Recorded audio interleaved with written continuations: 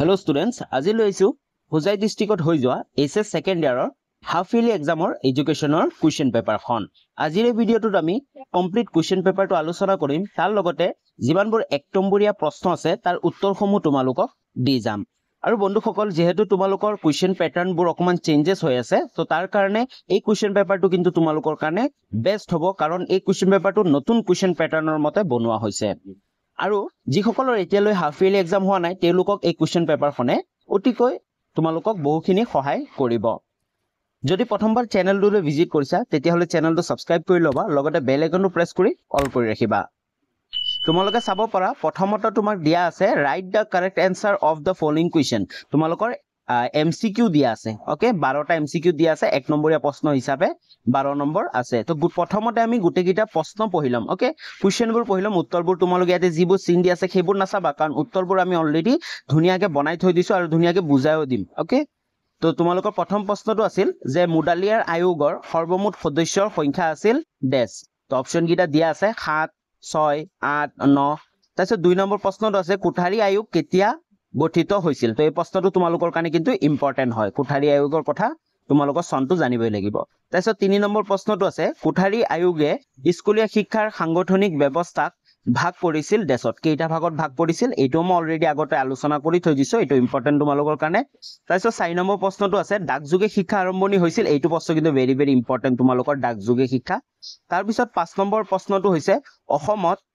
প্ৰথম মুক্ত বিশ্ববিদ্যালয় স্থাপিত হৈছিল ডেশ কিমান চনত হৈছিল এইটো তোমালোকৰ কাৰণে ভেৰি ভেৰি ইম্পৰ্টেন্ট প্ৰশ্নটো তাৰপিছত 6 নম্বৰ IGNOUৰ আৰম্ভণি হৈছিল তো সেম তোমালোকৰ IGNOUৰ সম্পূৰ্ণ ৰূপ ফুল ফৰ্ম নাইবা কেতিয়া আৰম্ভ হৈছিল তোমালোক এখিনি জানিবই লাগিব তাৰপিছত 7 নম্বৰ প্ৰশ্নটো হৈছে শাৰীৰিক শিক্ষা মাধ্যম হল অপচন গিটা চাব পাৰা খেলা ধুলা পঢ়া সপোন শুনা তাৰপিছত 8 নম্বৰ প্ৰশ্নটো হৈছে উদ্দীপক আৰু দেশৰ মাজত সংযোগ স্থাপনেই হল শিক্ষণ তো শিক্ষণ কাক বুলি কোৱা হয় যদি 1 নম্বৰ আহে তো এখিনি লিখিলেও হ'ব তোমালোকৰ অপচন গিটা বহুত গিটা আছে গোটেখিনি আলোচনা কৰিম তাৰপিছত 9 নম্বৰ প্ৰশ্নটো আছে গেষ্টল্ট শব্দটো অনা হৈছে ডেশ ভাষাৰ পৰা কোনটো ভাষাৰ পৰা অপচন গিটা দিয়া আছে তাৰপিছত 10 নম্বৰ প্ৰশ্নটো আছে অভ্যাস গঠনৰ বাবে কি প্ৰয়োজন অপচন গিটা দিয়া আছে তাৰপিছত নেক্সট হৈছে 11 নম্বৰ ভাৰতত প্ৰথম মুক্ত বিশ্ববিদ্যালয় স্থাপিত হৈছিল কোন কিমান চনত এই প্ৰশ্নটো কিন্তু তোমালোকৰ কাৰণে ভেৰি ভেৰি ইম্পৰ্টেন্ট তাৰপিছত 12 নম্বৰ প্ৰশ্নটো হৈছে KKHSOUৰ সম্পূৰ্ণ ৰূপটো লিখা মই তোমালোকক কৈছিলো যে KKHSOUৰ সম্পূৰ্ণ ৰূপটো তোমালোকক সকলোৱে জানিব লাগিব তো কি আছে কাৰেক্ট আনসাৰটো গোটেখিনি এতিয়া আমি আলোচনা কৰিম তো কাৰেক্ট উত্তৰবোৰ আলোচনা কৰিবা প্ৰথম প্ৰশ্নটো আছিল আমাৰ মুডালিয়াৰ আয়োগৰ সৰ্বমুঠ সদস্য আছিল অপচন গিটা আছিল 6 7 8 9 ইয়াৰ কাৰেক্ট আনসাৰটো হৈছে অপচন নম্বৰ 2 টু 7 নেক্সট প্ৰশ্নটো আছিল কোঠাৰী আয়োগ গঠিত হৈছিল ডেশ চনত কিমান চনত অপচন গিটা তোমালৈ চাব পাৰা ইয়াৰ যোনটো কাৰেক্ট আনসাৰ হৈছে সেইটো হৈছে 3 নম্বৰ অপচনটো 1964 চনত আৰু যদি তোমালোকক ডেটটো খুদি দিয়ে হয়তো তোমালোকৰ ডেটটো দি দিব পাৰে কোন তাৰিখ কোন চনত দি দিব পাৰে তেতিয়া তোমালোকে মনত ৰাখিবা 14 জুলাই 1964 চনত ওকে কোঠাৰী আয়োগ গঠিত হৈছিল নেক্সট 3 নম্বৰ প্ৰশ্নটো আছিল কোঠাৰী আয়োগে স্কুলীয়া শিক্ষাৰ সাংগঠনিক ব্যৱস্থাক ভাগ কৰিছিল ডেশ কেইটা ভাগত ইয়াৰ উত্তৰটো হৈছে 3টা ভাগত ভাগ কৰিছিল কোৱেশ্চন নম্বৰ 4 টো চোৱা ডাকযোগে শিক্ষাৰ আৰম্ভণি হৈছিল স্পেলিং গিটা চাবা অকমান আৰম্ভণি হয়তো আৰম্ভণি হৈছিল ডাকযোগে শিক্ষাৰ আৰম্ভণি হৈছিল 1962 চনত ওকে মন ৰাখিব 1962 চনত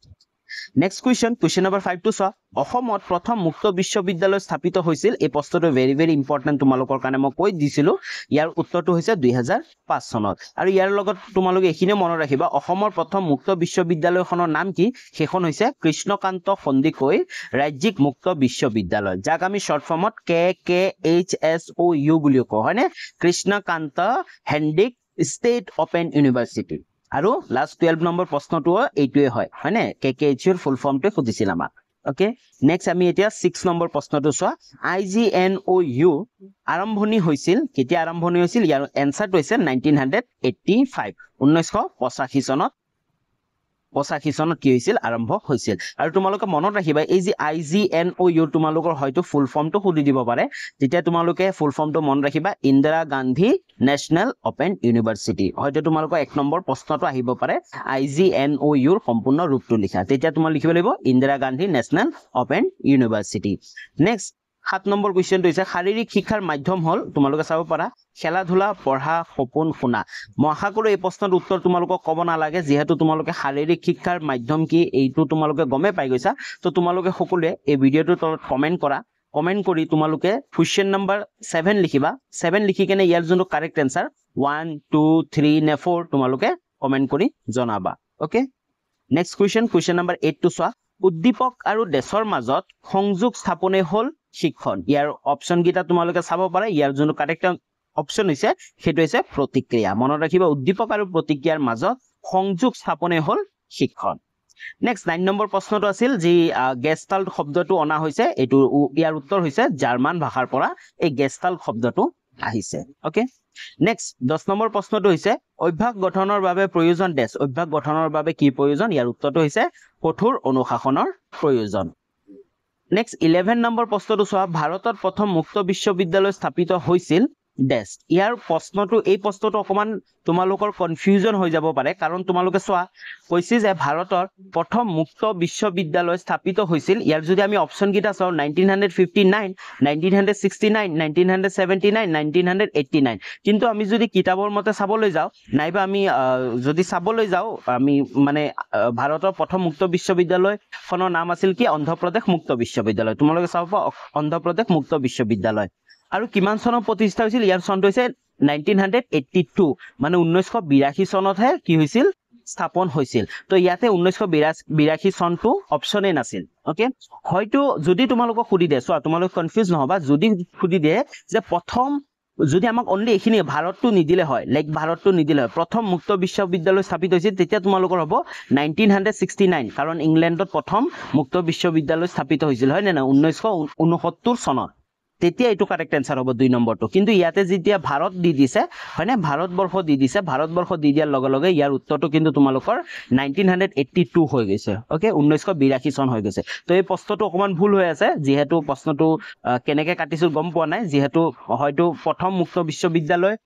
লিখি প্ৰশ্নটো কাটিছে ভাৰতৰ প্ৰথম মুক্ত বিশ্ববিদ্যালয় আৰু অপচন গিটা দিছে প্ৰথম মুক্ত বিশ্ববিদ্যালয় মানে বিশ্বৰ ভিতৰত ওকে তো কনফিউজ নহবা যদি ভাৰতৰ প্ৰথম মুক্ত বিশ্ববিদ্যালয় খুদে তেতিয়া তোমালোকৰ চনটো মন ৰাখিবা 1982 চন তোমালোকৰ কিতাপতো আছে তোমালোকে চাই লবা আৰু যদি প্ৰথম মুক্ত বিশ্ববিদ্যালয় দিয়ে মানে গোটে বিশ্বৰ ভিতৰতে তেতিয়া হ'ব 1969 ইংলেণ্ডত স্থাপন কৰা হৈছিল ক্লিয়াৰ যদি তোমালোকে গোটে কনফিউজনটো ক্লিয়াৰ হৈছে তেতিয়া হলে কমেন্ট এটা কৰি জনাই দিবা তাৰ পিছত নেক্সট লাষ্ট প্ৰশ্ন আছিল এমসিকিউ সেটো হৈছে KKHSOU ৰ সম্পূৰ্ণ ৰূপটো লিখা তো ইয়াতে তোমালোক অপচন গিটা চাব পাৰা গোটেখিনি ইয়াৰ জন্য কাৰেক্ট आंसर হৈছে সেটো হৈছে 3 নম্বৰ অলৰেডি আমি আলোচনা কৰিলো Krishna Kanta Handiqui state open university just state টু হে আছে বাকিখিনি সেম হয়নে ষ্টেট ওপেন ইউনিভাৰ্সিটি নেক্সট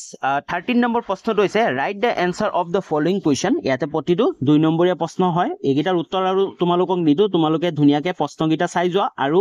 তোমালোকে স্ক্ৰিনশ্বট লৈ লবা কৈছে যে অগতানুগতিক শিক্ষাৰ দুটা বৈশিষ্ট্য বি নম্বৰ প্ৰশ্নটো হৈছে কোঠাৰী আয়োগৰ মতে শিক্ষাৰ দুটা গাঁথনি লিখা এই প্ৰশ্নটো তোমালোকৰ কাৰণে ভেৰি ভেৰি ইম্পৰ্টেন্ট তাৰ পিছত আমাৰ সি নম্বৰ প্ৰশ্নটো হৈছে সমতাৰ বাবে শিক্ষা কি এই প্ৰশ্নটো তোমালোকৰ কাৰণে ইম্পৰ্টেন্ট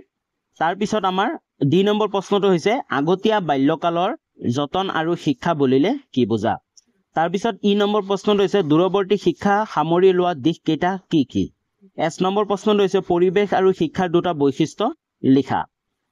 তাৰ পিছত জি নম্বৰ প্ৰশ্নটো হৈছে পৰিবেশ শিক্ষাৰ প্ৰয়োজনীয়তা কি কি তাইছে এইচ নম্বৰ প্ৰশ্নটো হৈছে জনসংখ্যা শিক্ষা কি আৰু আই নম্বৰ প্ৰশ্নটো হৈছে শিক্ষণ মানে কি আৰু জে নম্বৰ প্ৰশ্নটো হৈছে শিক্ষণৰ পদ্ধতি কেইটা আৰু কি কি কে নম্বৰ প্ৰশ্নটো হৈছে প্ৰচেষ্টা আৰু ভুল শিক্ষণৰ পদ্ধতি কি কি আৰু এল নম্বৰ প্ৰশ্নটো হৈছে স্মৃতি কি বা স্মৃতিৰ অৰ্থ কি তো ইয়াৰ নেক্সট কুৱেশ্যনলৈ 14 নম্বৰৰ আগবঢ়াৰ কথা তোমালোকক কৈ দু যে এই প্ৰশ্নখন তোমালোকে চাব পাৰা এই প্ৰশ্নখন কিন্তু আগৰ বছৰ প্ৰশ্ন কাকতৰ পৰা অকমান কি হৈছে হাৰ্ড হোৱা দেখা গৈছে হয়নে কাৰণ যেহেতু আমি এমসিকিউ বোৰ অকমান পাই আহিছিলো এমসিকিউ বোৰ তোমালোকক একদম পাঠৰ চেপ্টাৰৰ ভিতৰৰ পৰা কিন্তু দিয়া হৈছে কেটামান তোমালোকৰ কাৰণে কমন যেনে KKHU সম্পূৰ্ণ ৰূপ IGNU এবোৰ কিন্তু ইজি এবোৰ আহিবই এবোৰ কমন প্ৰশ্ন হয় ভেৰি ভেৰি একেবাৰে কমন প্ৰশ্ন হয় কিন্তু তোমালোকে চাব পাৰা বহুত প্ৰশ্ন তোমালোকৰ ভিতৰৰ পৰা দিয়া হৈছে তো এবাৰ তোমালোকৰ এইচএস ফাইনেলতো কিন্তু এনেকুৱা ভিতৰৰ পৰা প্ৰশ্ন আহিব তো তাৰ কাৰণে তোমালোকে কি কৰিবা যেহেতু কোৱেশ্চন প্যাটাৰ্নবোৰ তোমালোকৰ চেঞ্জ হৈ আছে তো ইয়াৰ আগতে তোমালোকে যদি মোৰ ভিডিও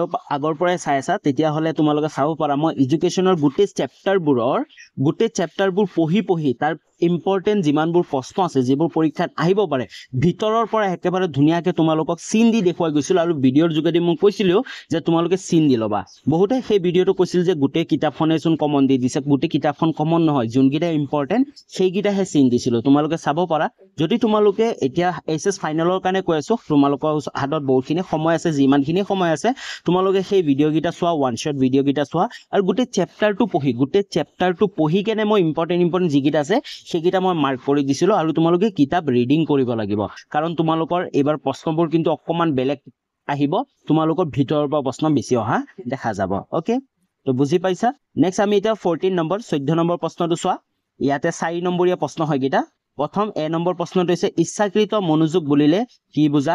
তাৰপিছত বি নম্বৰ প্ৰশ্নটো হৈছে বিস্মৃতিৰ শাৰীৰিক কাৰণসমূহ লিখা সি নম্বৰ প্ৰশ্নটো হৈছে সংবেদাত্মক স্মৃতি বুলিলে কি বুজা ডি নম্বৰ প্ৰশ্নটো হৈছে অসমৰ মাধ্যমিক শিক্ষা বোৰ্ডৰ সমতা আৰু কাৰ্যসমূহৰ বিষয়ে লিখা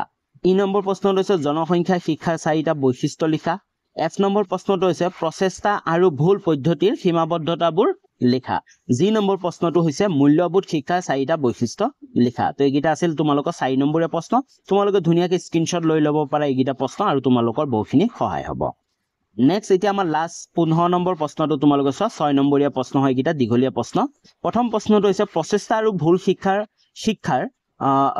শিক্ষাৰ পৰীক্ষাটোৰ বিষয়ে বহলাই লিখা তাৰ পিছত 2 নম্বৰ প্ৰশ্ন হৈছে কোঠাৰী আয়োগে অসমৰ মাধ্যমিক শিক্ষাত কি দৰে প্ৰভাৱ পেলাইছিল এই প্ৰশ্নটো কিন্তু তোমালোকৰ কাৰণে ভেৰি ভেৰি ইম্পৰ্টেন্ট হয় কাৰণ